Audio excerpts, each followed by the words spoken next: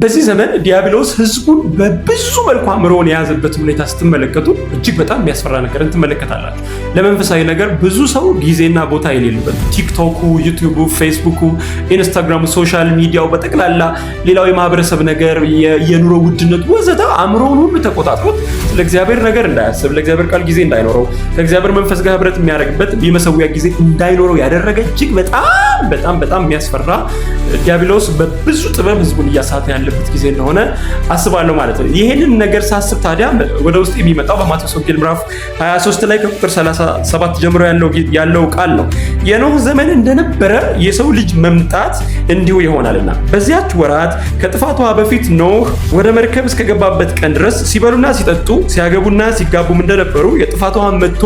ሁሉን እስከወሰደ ድረስ እንዳላወቁ የሰው ልጅ መምጣት ደግሞ እንዲሁ ይሆናል ብሎ ይናገራል። ያን ጊዜ ኖህ እባካችሁ የጥፋት ውሃ ሊመጣ ነው፣ እባካችሁ የጥፋት ውሃ ሊመጣ ነው ተመለሱ እያለ በሚጮህበት ጊዜ ሰዎች ሁሉ ሙድ የሚይዙ የሚያሾፉ፣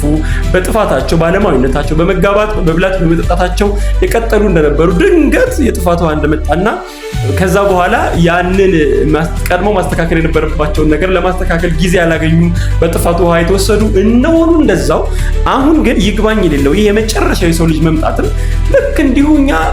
ሶሻል ሚዲያው ላይ እንደተጠመድን ቀልዱን፣ ስድቡን ወዘተ ምናምን እየሰማን ባለንበት ዓለማዊነት በጣም ይዞን ባለንበት በተለያየ ነገር በተወሰድንበት እንዲህ በመንፈሳዊ ድንዛዜ ውስጥ ሁላችን በገባንበት በዚህ ሁኔታ ውስጥ የሰው ልጅ መምጣት በድንገት እንዲሁ ይሆናል። ስለዚህ እህቴ ወንድሜ